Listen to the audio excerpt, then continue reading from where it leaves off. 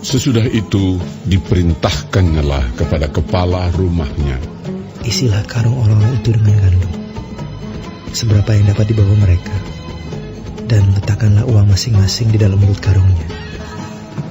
Dan pialaku, piala perak itu, taruhlah di dalam mulut karung anak yang bungsu, serta uang pembayar gandumnya juga.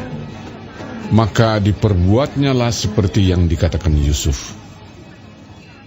Ketika paginya hari terang tanah, orang melepas mereka beserta keledai mereka. Tetapi baru saja mereka keluar dari kota itu, belum lagi jauh jaraknya, berkatalah Yusuf kepada kepala rumahnya, bersiaplah, kejarlah orang-orang itu, dan apabila engkau sampai kepada mereka, katakanlah kepada mereka, mengapa kamu membalas yang baik dengan yang jahat? Bukankah ini piala yang dipakai tuanku untuk minum, dan yang biasa dipakainya untuk menelaah? Kamu berbuat jahat dengan melakukan yang demikian. Ketika sampai kepada mereka, diberitakannyalah kepada mereka perkataan Yusuf itu. Jawab mereka kepadanya, mengapa tuanku mengatakan perkataan yang demikian? Jauhlah daripada hamba-hambamu ini untuk berbuat begitu. Bukankah uang yang kami dapati di dalam mulut karung kami telah kami bawa kembali kepadamu dari tanah Kanaan? Asakan kami mencuri emas atau perak dari rumah tuanmu? Pada siapa dari hamba-hambamu ini kedapatan piala itu? Biarlah ia mati, juga kami ini akan menjadi budak tuanku. Sesudah itu berkatalah ia, ya, usulmu itu baik. Tetapi pada siapa kedapatan piala itu, hanya dialah yang akan menjadi budakku, dan kamu yang lain itu akan bebas dari salah. Lalu segeralah mereka masing-masing menurunkan karungnya ke tanah, dan masing-masing membuka karungnya. Dan kepala rumah itu memeriksanya dengan teliti. Ia mulai dengan yang sulung sampai kepada yang bungsu. Maka kedapatanlah piala itu dalam karung Benyamin. Lalu mereka mengoyakkan jubahnya dan masing-masing memuati keledainya, dan mereka kembali ke kota.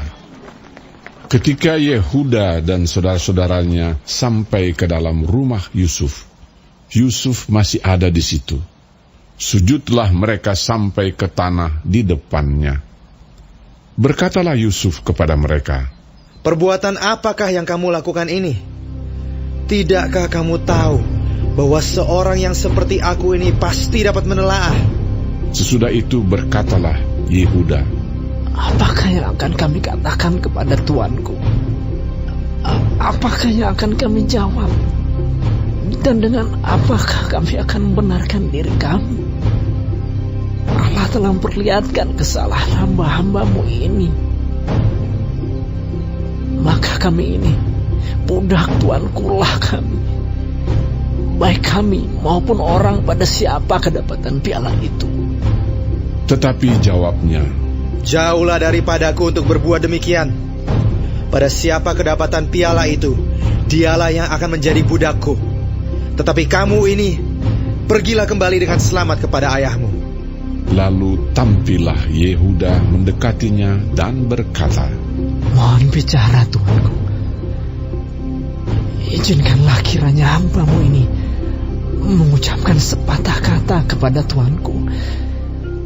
Dan janganlah kiranya bangkit amarahmu terhadap hambamu ini. Sebab tuanku adalah seperti Firaun sendiri.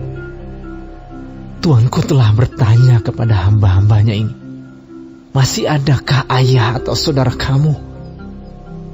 Dan kami menjawab, tuanku, kami masih mempunyai ayah yang tua, dan masih ada anaknya yang muda, yang lahir pada masa tuanya.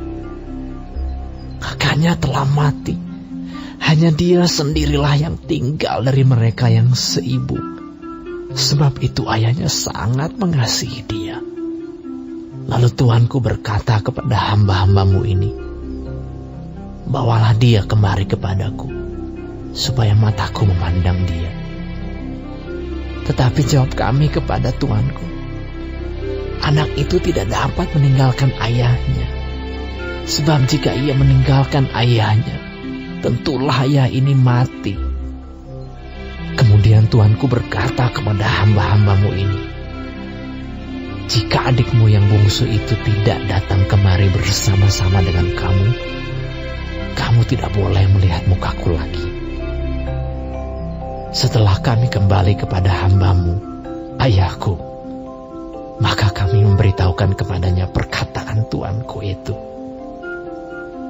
Kemudian ayah kami berkata, kembalilah kamu membeli sedikit bahan makanan bagi kita. Tetapi jawab kami tidak dapat pergi ke sana. Jika adik kami yang bungsu bersama-sama dengan kami, barulah kami akan pergi ke sana. Sebab kami tidak boleh melihat muka orang itu apabila adik kami yang bungsu tidak bersama-sama dengan kami. Kemudian berkatalah hambamu, ayahku, kepada kami, kamu tahu bahwa istriku telah melahirkan 2 orang anak bagiku. Yang seorang telah pergi daripadaku, dan aku telah berkata, tentulah ia diterkam oleh binatang buas. Dan sampai sekarang, aku tidak melihat dia kembali. Jika anak ini kamu ambil pula daripadaku, dan ia ditimpa kecelakaan, maka tentulah kamu akan menyebabkan aku yang umbanan ini turun ke dunia orang mati karena nasib celaka. Maka sekarang, apabila aku datang kepada hambamu, ayahku, dan tidak ada bersama-sama dengan kami anak itu, padahal ayahku tidak dapat hidup tanpa dia, tentulah akan terjadi apabila dilihatnya anak itu tidak ada, bahwa ia akan mati. Dan hamba-hambamu ini akan menyebabkan hambamu, ayah kami yang hubanan itu, turun ke dunia orang mati karena duka cita. Tetapi hambamu ini telah menanggung anak itu terhadap ayahku dengan perkataan, jika aku tidak membawanya kembali kepada Bapa, maka akulah yang berdosa kepada Bapa untuk selama-lamanya. Oleh sebab itu, baiklah hambamu ini tinggal menjadi budak tuanku menggantikan anak itu. Dan biarlah anak itu pulang bersama-sama dengan saudara-saudaranya. Sebab masakan aku pulang kepada ayahku apabila anak itu tidak bersama-sama dengan aku. Aku tidak akan sanggup melihat nasib celaka yang akan menimpa ayahku.